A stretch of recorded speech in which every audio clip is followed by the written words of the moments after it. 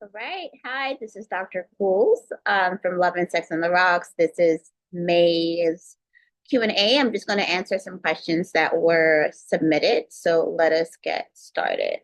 So I'm going to read them out loud and then I'm going to just give my feedback and response. So if I'm looking to the side, I'm just looking at what the person wrote. All right. Can I come back from a relationship of 24 years together that makes me feel like I'm used, not loved, or care for anyone because a laptop and phone games are an addiction the hubby won't let go of for me or his kids and doesn't see any problems from his end. I am at the stage where I feel I'm alone and single, and he is great, feeling nothing unless I lose my shit and tell him to leave, which he doesn't.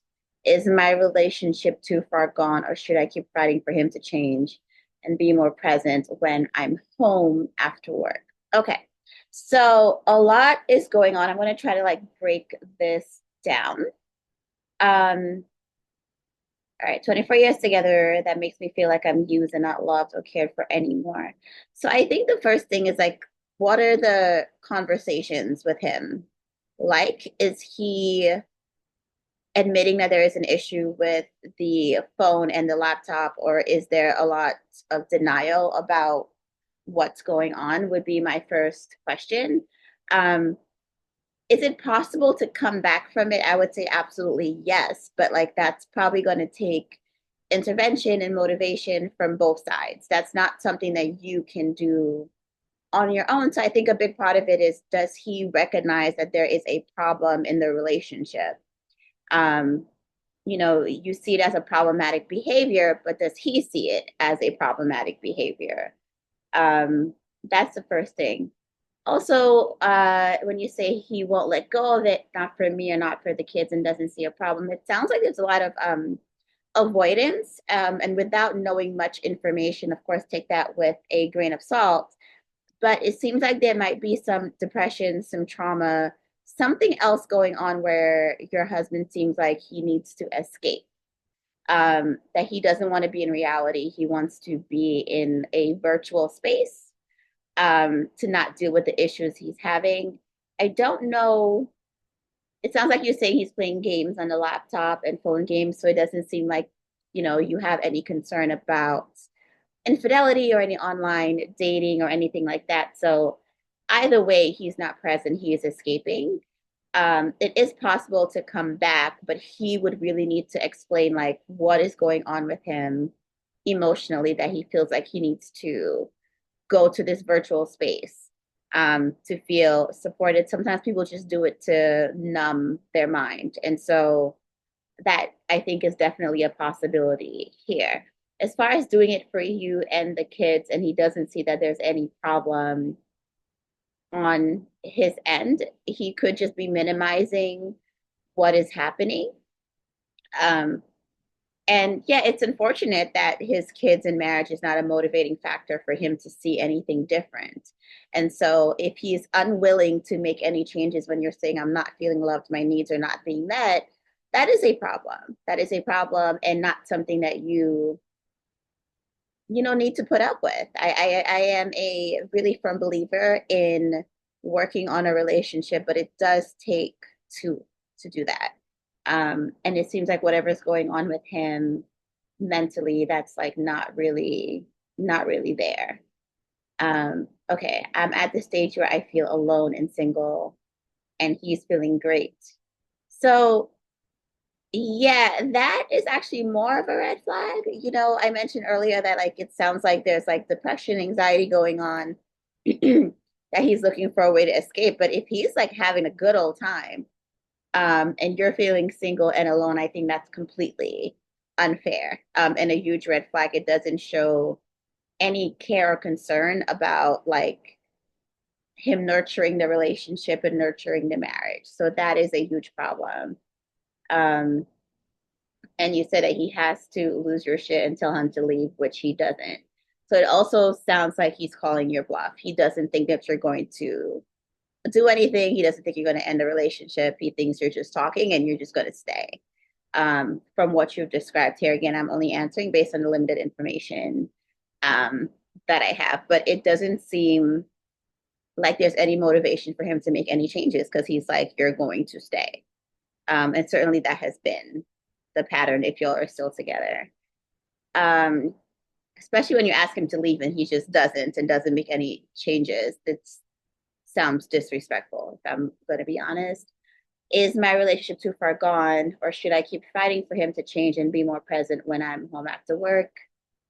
I won't say it's too far gone if he was interested in changing the relationship, but it doesn't sound from what you wrote that he is. And so you're fighting, but he is not. It takes two to fight. And if when you're expressing yourself to him and saying what you want and he doesn't really care or is not making any changes, you alone cannot save that relationship. So it sounds like you have some really hard decisions to make, and that's not going to be easy after like 24 years together. That's a really long time. That person kind of feels like your body part at this stage. So, let me know if there's any ways that I or the community can help you. If you are a cis het woman, think about joining Intimate Insights. That's a more intimate coaching space. And so I think you could get even more support there. But if you're not ready or financially not able to, I completely understand. But it seems like you really could use some support with navigating things to deal with this. I'm really sorry. That sounds pretty shitty. All right, going on to question number 2. What caused my hair to go so gray at 38 years old? I'm feeling older and embarrassed. Um, so it could be a multiple of reasons. It's not my area of expertise. But I want to say, like, if it's not genetics, it's likely stress. Um, yeah, so I would see a medical professional, maybe a dermatologist, and see what's going on with that. But I feel confident in saying that it's probably stress induced. Okay, next question. I'm anorexic because I stress so much and my mind refuses food, so my body can't take it in. I've learned to control it now um, of the time, but I feel there isn't enough support in that sector for eating disorders. Can I build a community that gather and support and bring resources together to assist those just starting that journey? All right, so this is outside of my wheelhouse, but to answer your question, stress and depression can absolutely impact your appetite in both ways. So for some people, they will eat more when they're going through stress or depression, and for others, they eat less. As far as resources, um, I do know that there are providers who specialize in eating disorders. So that's, and they're community-based things. And if there's nothing local, there might be something like on Facebook, um, maybe school, I'm not sure, to kind of get it. I absolutely think you can build a community to gather support and bring resources together to assist on that journey to support. But I will say, when it comes to eating disorders, it's absolutely imperative that there is involvement with a medical professional because the lack of food does have an impact on the body with nutrition and can cause some really like serious problems medically. Again, outside my wheelhouse, but I would definitely recommend seeing a medical professional individually. So outside of your support group, if you choose to do that, to get some support so that maybe they can recommend some vitamins or something like that. And I think, even your primary care could probably direct you in a better direction with that. Okay. Am I making enough money to live comfortably without sacrificing not eating? Okay, so that's a hard question to answer because I don't know, how much you make, where you live, what would be comfortable. So I'm not sure how to answer that question. I think, you would just have to look at your bills and your income and see what that would look like. And obviously we cannot sacrifice not eating. It's important. So I guess I'm assuming, and I could be mistaken, that it's like how much work is okay where I don't get so stressed where I'm not eating. And I think part of that is just listening to your body. And so maybe taking some time to reflect and see how you feel, let your body know, like, hey, this is over the capacity that we feel comfortable with, or like just in line.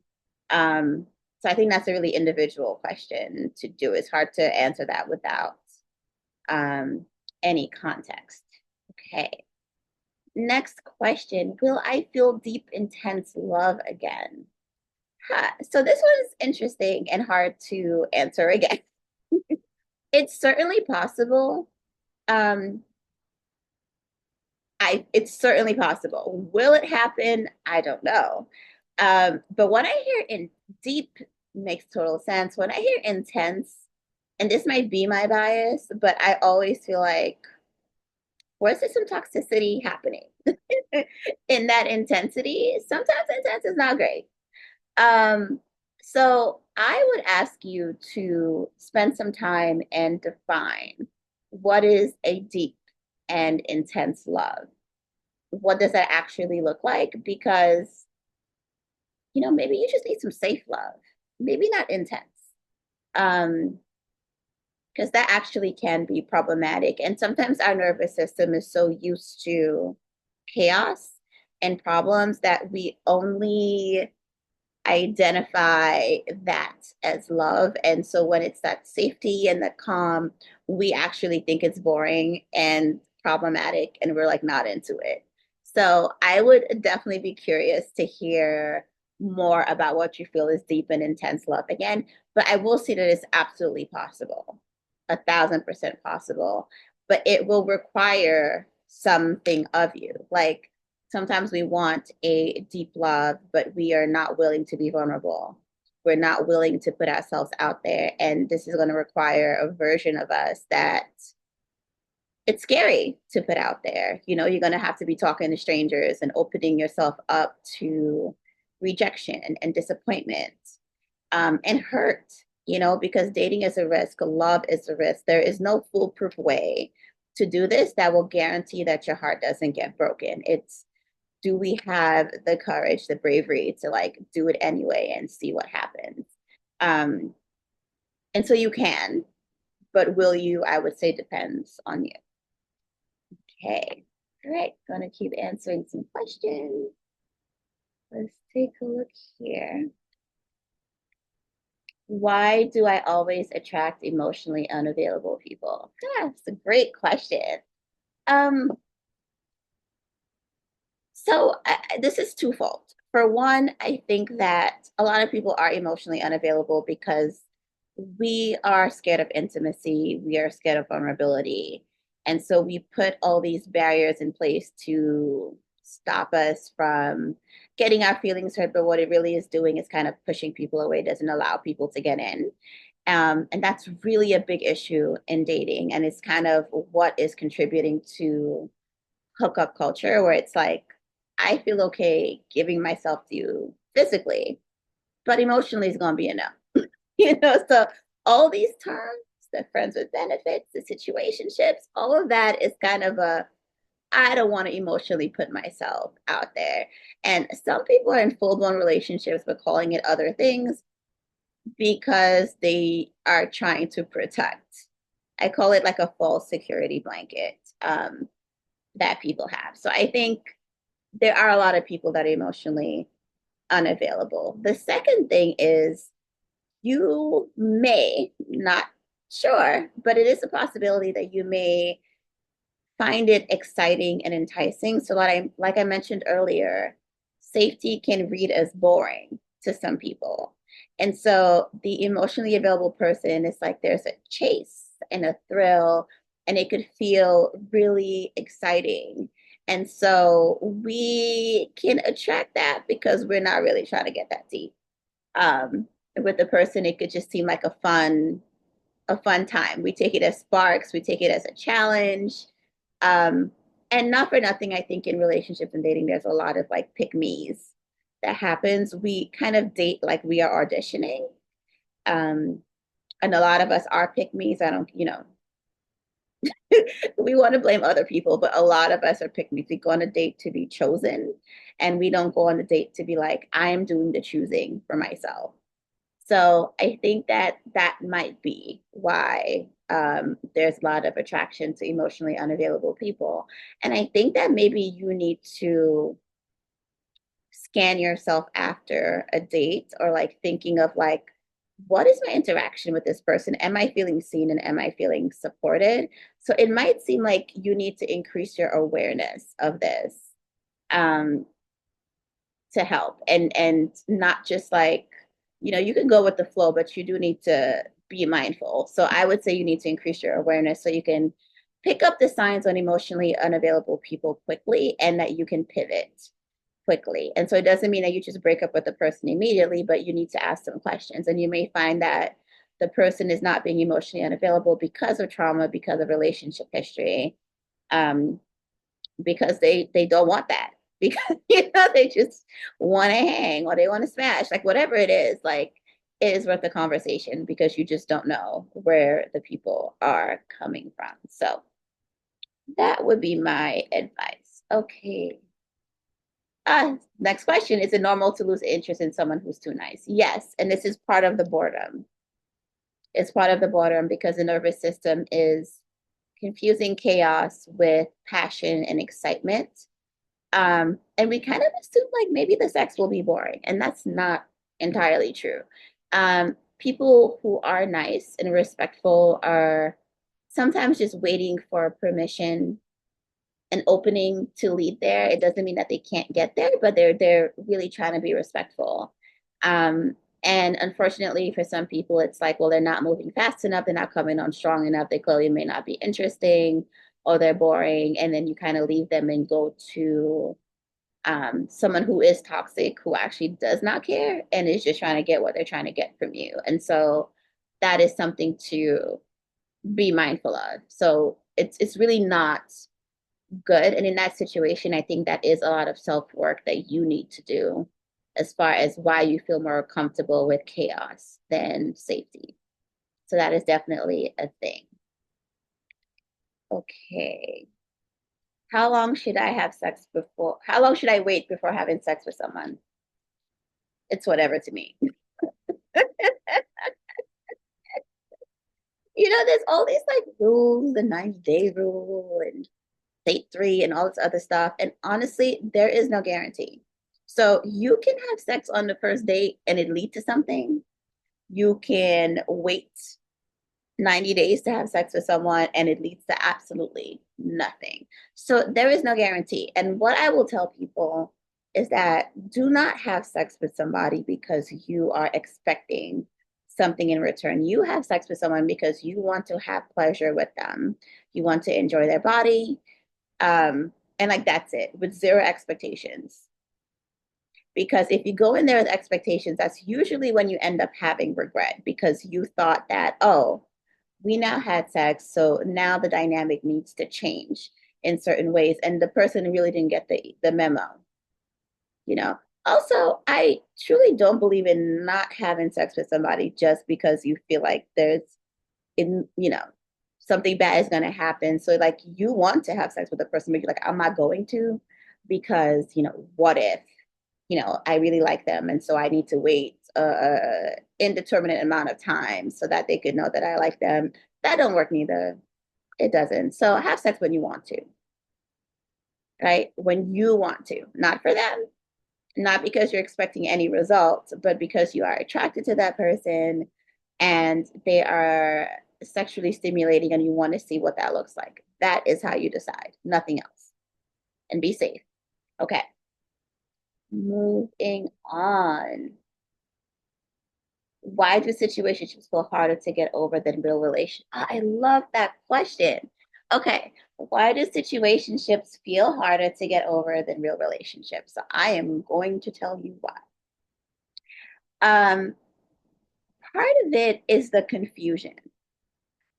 I believe, and this is not always the case, but generally speaking, and this is just from my experience, that situationships sometimes appear like full blown relationships, but we're not calling it that because either we're scared or we want to keep our options open. So it might be that the person's like calling it a situationship so that they can have other situationships with other people. But what I tell people is your feelings do not care. It doesn't care what the title is. So situationships emotionally can feel just as intense as an actual relationship. The issue is there tends to be a lot more confusion. There's a lot less clarity. People do not discuss situationships. They do not discuss what that is supposed to look like in their dynamic. So a situation for me may look different from a situation for you. And so it is important that we clarify that. And a lot of people do not clarify that. And so everyone's kind of moving how they want to move. And then something comes up, and then it's like this big catastrophe. Um, but I think what gnaws at folks after it ended is like, it's the confusion. It's the confusion, and it's the a little bit of the gaslighting where it's like, we were not together, I shouldn't care. You know, it wasn't that deep, I shouldn't care. It wasn't that long, I shouldn't care. And I'm telling you that your thoughts do not give a fuck about, the timeline, the name. All it knows is that there were emotional needs being met, and now it's gone. Like, you are grieving. And part of it is like grieving the potential of what it could have been had y'all had that conversation. Um, had y'all been open enough to talk about it. So it makes a lot of sense why situationships can feel harder than relationships where there was more structure, there was more understanding, it was more clear cut. Um, and then I feel like people can truly understand and accept what went wrong. This is sometimes, this is not all the time, but why it could feel harder in situationships. That was an excellent, excellent question. Okay. It's funny. I wrote about this in the community and on social media. Is bad sex a deal breaker if everything else is great? So, in my opinion, in my very biased opinion, as a sex therapist, I'm going to say no, not necessarily. um, because I do think that everyone can get taught. What is a deal breaker is that the person is refusing to communicate about sex, if the person is refusing to try other things and get outside of their comfort zone, that is a deal breaker, because it means that the person is not interested in changing anything to improve that area in the relationship. And so in that situation, I would say that that would be a deal breaker. But as far as like technique or communication or things that you want to try. One is vanilla, one is kink. Like, all of those things can absolutely be worked on. It is what I do for a living. It is absolutely possible.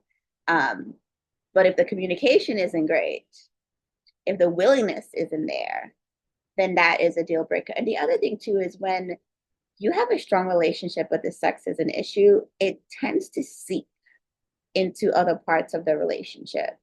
So there's tends to be like some resentments that's, start to happen, and disconnect that starts to happen, where like you don't even want to be affectionate anymore because you don't want to turn the person on. So it can impact other things. So it is important and serious. And most folks come to see a sex therapist or relationship therapist way too late, way too late. Um, yeah. So that's what I'll say about that. Let me just mark which one I answered. Okay. Why do I feel shame or guilt after sex, even if I wanted it? Excellent, excellent question. Um, so, without knowing you specifically, my guess would be that there's some internal messages that you have received about sex and relationships that have caused you to look at it as something bad, dirty, wrong. That is certainly, consistent around most of the world. I'm not going to go on my soapbox because there's so much I could say about this, but I will say that a lot of us have been um, socialized to think of sex as wrong and problematic outside of a very specific context. So I would say, as for me, a cishet woman, sometimes they are taught that sex is bad and it's wrong and it's dirty and, wait till you're married and da da da da. And so you go from having this very negative thought about sex to like now you're married and you have to turn into super freak.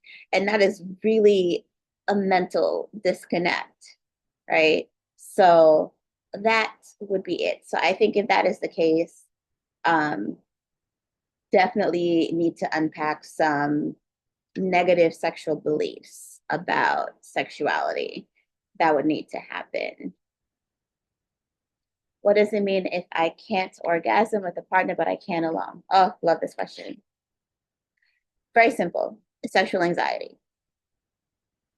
Sexual anxiety. You are focused way too much on the other person and what they want to do versus your own pleasure. And so that is why when we are having solo sex, we are not really concerned about the other people.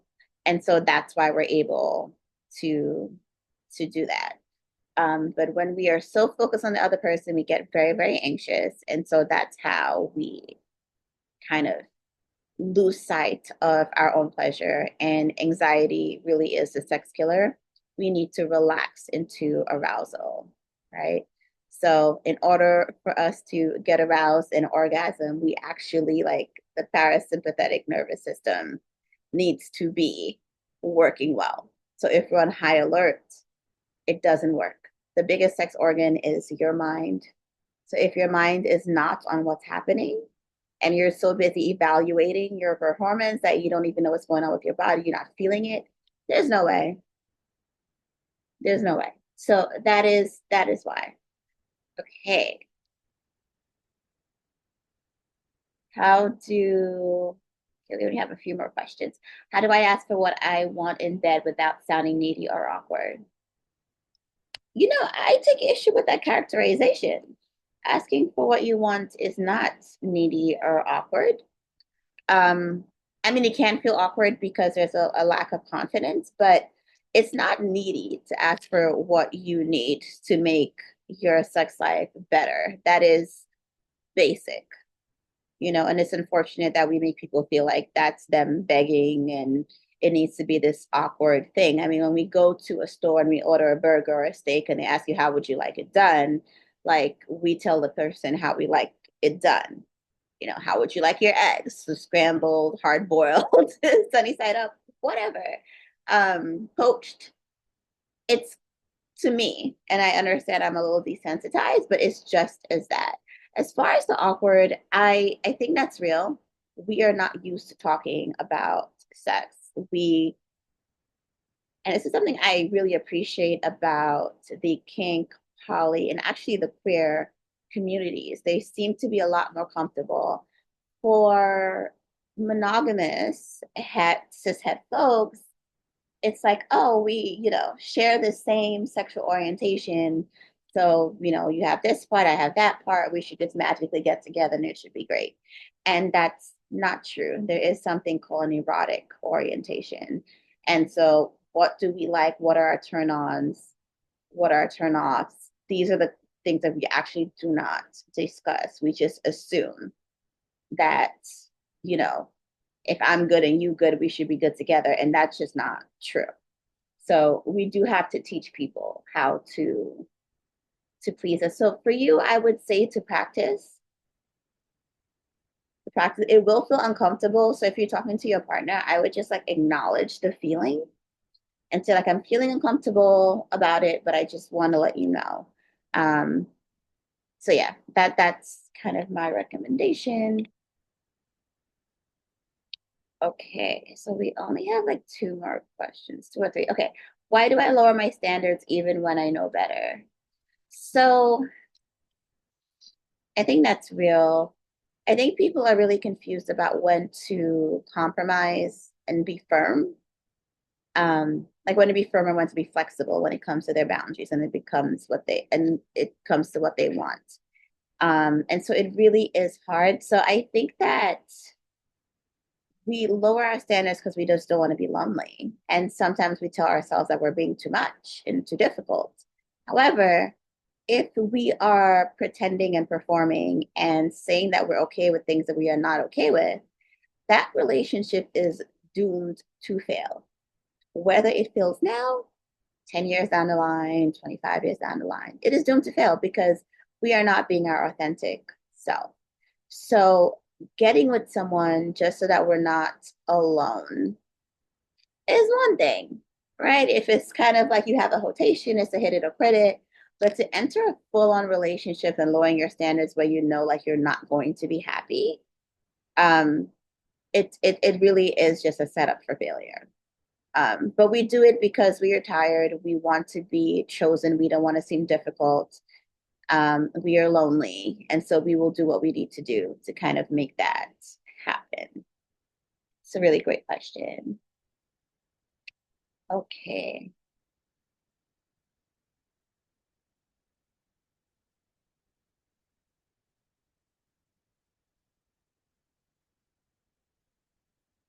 We've been dating for months, but they avoid defining the relationship. Am I being played? I don't know. I don't know. You need to talk to them about that. Are you looking to define the relationship? And I actually think that's good and healthy. And I think folks who are uncomfortable with having that conversation, that is a huge red flag because you can have a conversation defining the relationship without agreeing to be in a relationship. And I have had clients where they broach the subject with someone about like how do we want to define the relationship, and that just scared them off completely.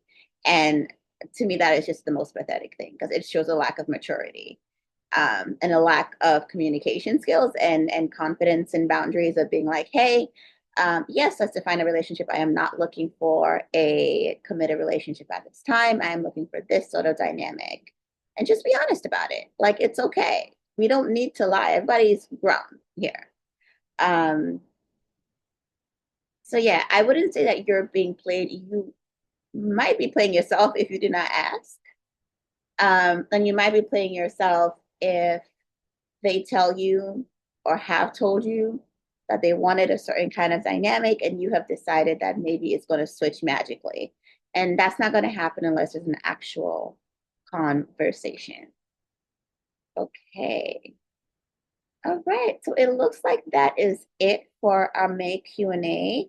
Thank you all so much for joining. I will post a replay on the community when you see it. If you have any questions, please let me know. Looking forward to doing this in June.